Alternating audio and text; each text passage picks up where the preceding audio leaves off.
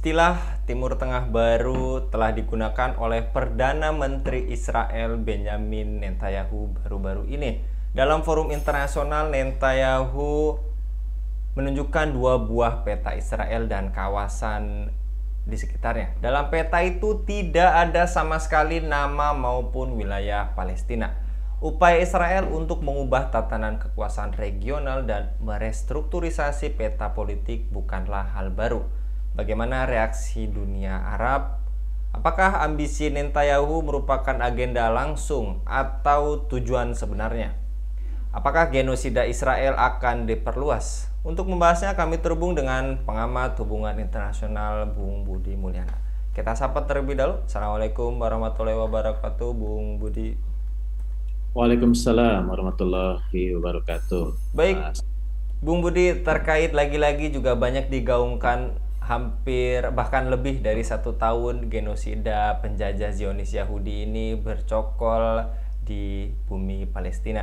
Dalam forum juga internasional, Netanyahu menampilkan dua peta yang menggambarkan Israel dan kawasannya juga di situ tidak ada sama sekali nama Palestina. Menurut Anda, Bung Budi, apakah motif entitas Yahudi yang ingin memperluas kontrolnya hingga wilayah di antara Sungai Tigris dan Efrat di luar jalur Gaza adalah motif yang sebenarnya, Bung? Ya, sebenarnya kalau kita memahami sejarah ya kemunculan entitas Yahudi ini, eh, mereka memang sudah meniatkan membuat apa yang disebut sebagai Child State ya, negara Yahudi itu dengan wilayah sebagaimana yang mereka tunjukkan dalam bendera mereka gitu ya. Ada bintang David, kemudian ada dua garis biru di apa namanya di ujung-ujungnya itu, dan sudah difahami bahwa dua garis biru itu adalah penanda batas wilayah yang mereka sebut sebagai Israel Raya. Apa itu? Sungai Nil sampai Sungai Efrat ya. Artinya wilayah teritorial yang memang mereka kehendaki itu seluas itu gitu. Artinya Nil itu ada di wilayah Mesir sampai Sungai Efrat ya, sungai yang ada di wilayah Irak saat ini. Bahwa saat ini entitas Yahudi ini baru menguasai wilayah yang mereka ambil alih dari Palestina, itu adalah baru sebagian kecil dari cita-cita mereka gitu. Dan tentu mereka akan terus mempropagandakan tujuan akhir mereka ya, penguasaan tidak hanya sekedar wilayah Palestina tetapi juga wilayah-wilayah yang mereka klaim di dalam bendera yang mereka buat itu Mas Anggi.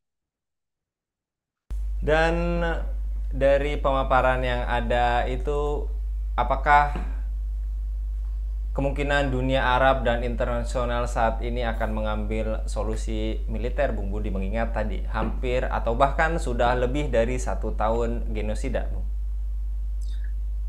Ya, dunia Arab sepertinya sudah selesai ya dengan solusi militer mereka pasca perang Arab Israel di awal kemunculan entitas Yahudi itu di tahun 48 gitu.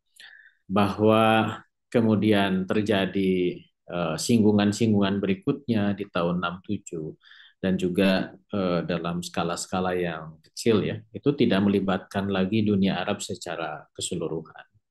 Dan dalam case yang terakhir ini, pasca Badai Al-Aqsa 7 Oktober 2023 yang sekarang sudah setahun lewat, tidak ada tanda-tanda munculnya perlawanan militer dari dunia Arab kecuali yang dilakukan secara sporadis oleh kelompok-kelompok Islam, baik itu dari Hizbullah ya, kemudian juga dari Houthi gitu.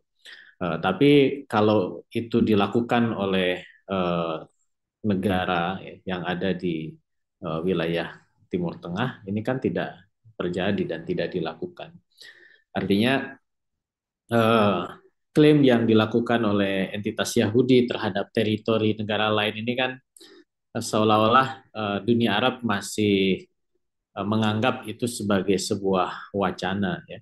Sehingga eh, perlawanan yang sifatnya militeristik itu masih apa namanya dalam pertimbangan gitu ya. Entah nanti kalau memang betul-betul entitas Yahudi ini melakukan tindakan penguasaan teritorial secara langsung seperti yang dulu dilakukan ke Sinai, Mesir gitu ya. Tapi kan itu kemudian diakhiri dengan sebuah perjanjian damai dan akhirnya kemudian entitas Yahudi kembali turun ke apa kembali mundur ke belakang. Sama juga ketika bersinggungan dengan Yordan, bersinggungan dengan Lebanon gitu ya. Case di dataran tinggi Golan itu kan akhirnya kemudian entitas Yahudi juga mempertimbangkan untuk tidak melanjutkan bahwa mereka sudah punya cita-cita klaim teritori seluas sebagaimana yang ditunjukkan di bendera itu harus kemudian dicatat sebagai sebuah hal yang diwaspadai ya oleh negara-negara Timur Tengah gitu. Cuman kan implementasinya nanti melihat situasi dan kondisi yang ada. Karena kalau yang saya baca adalah entitas Yahudi ini dia main tarik ulur gitu ya. Dia gunakan tindakan yang sifatnya represif, tapi dia juga menggunakan tindakan-tindakan yang sifatnya diplomatik dengan melakukan upaya normalisasi hubungan dengan negara-negara di kawasan Timur Tengah, sebagaimana yang di sidang Majelis Umum PBB itu Netanyahu membedakan antara negara-negara yang dia warnai dengan warna hijau petanya yang sudah dianggap adaptif dengan kepentingan entitas Yahudi dengan negara-negara yang ditandai dengan warna hitam gitu ya, negara-negara yang selama ini masih menjadi batu sandungan bagi keberadaan entitas Yahudi itu, Mas Anggi. Jadi dunia Arab serta internasional masih percaya ya Bung solusi dua negara dan setuju dengan prospek negara Palestina sejak perjanjian Oslo 1993 Bung. Ya, solusi dua negara itu kan dianggap sebagai solusi yang bisa diterima semua pihak ya, harapannya kan begitu. Walaupun Netanyahu kan menunjukkan secara provokatif bahwa dalam pandangan dia ya yang mewakili entitas Yahudi sebenarnya negara Palestina itu tidak ada dalam kacamata mereka. Makanya dalam peta itu pun kan tidak dimunculkan gitu ya pembagian dua negara Israel dan Palestina itu tidak muncul di dalam peta yang dia tunjukkan gitu.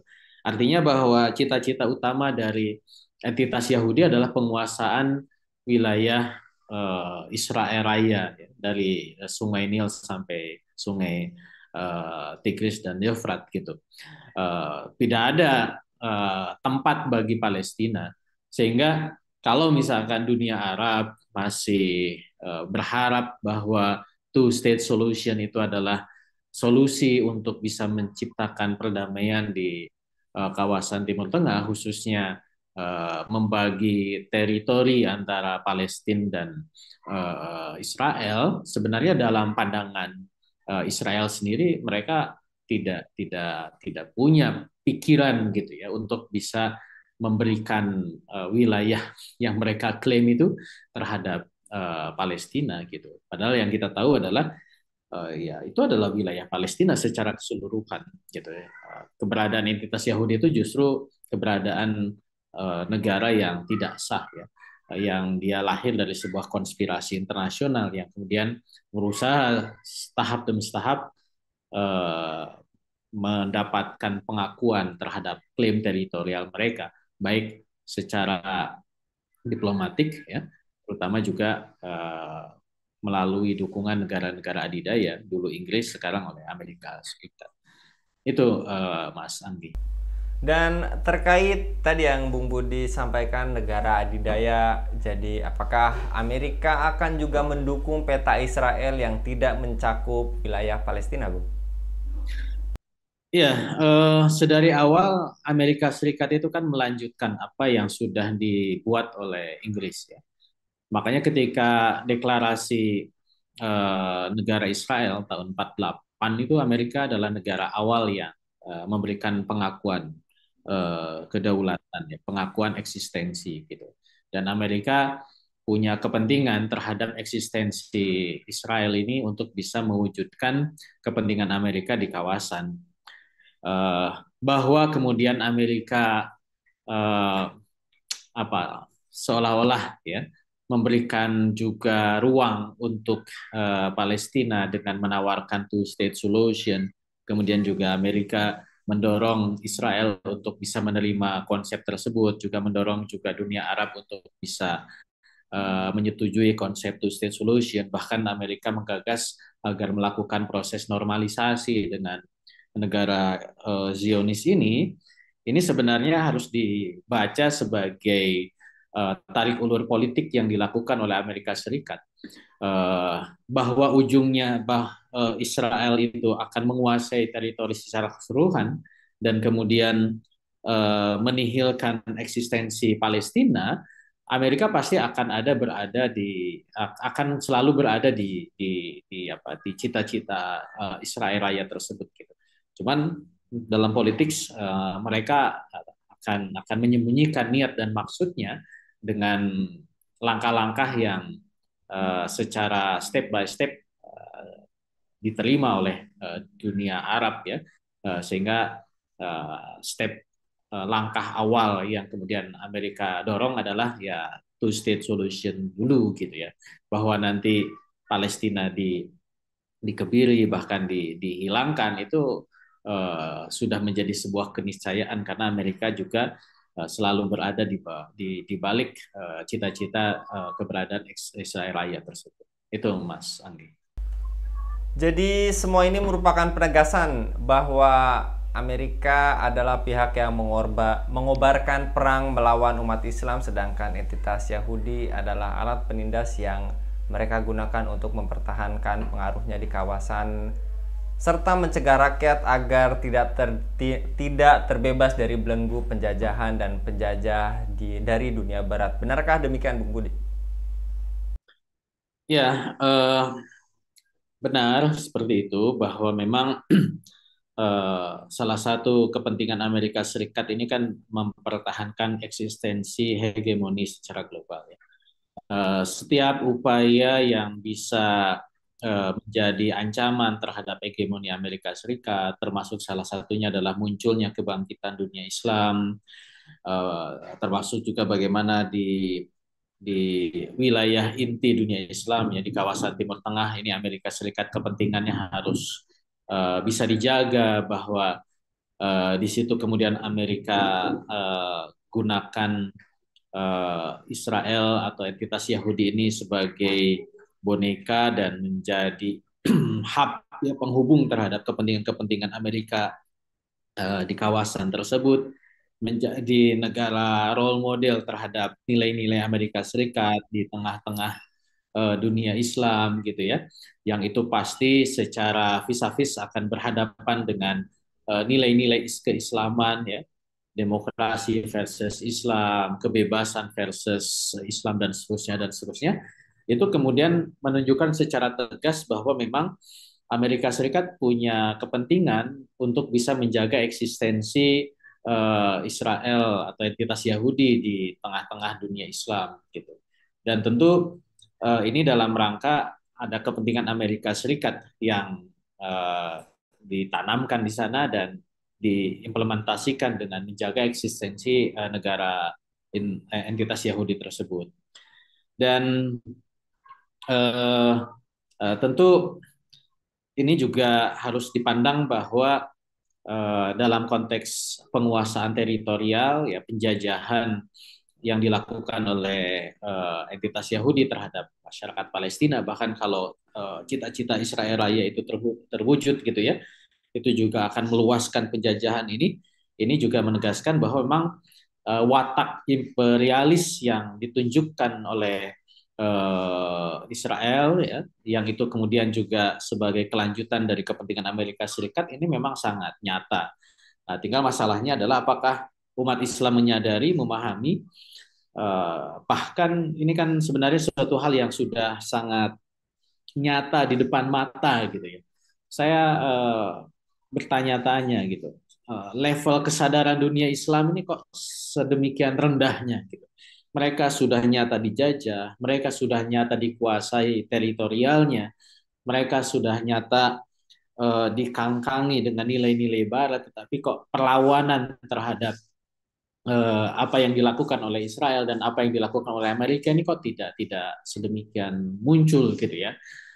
Sudah sedemikian rendah tingkat kesadaran politik dunia Islam, khususnya di kawasan, terlebih juga memang penguasa-penguasa di sana sangat ya sudah sangat membebek dengan kepentingan Amerika Serikat, maka ini suatu hal yang sangat sangat sangat memprihatinkan.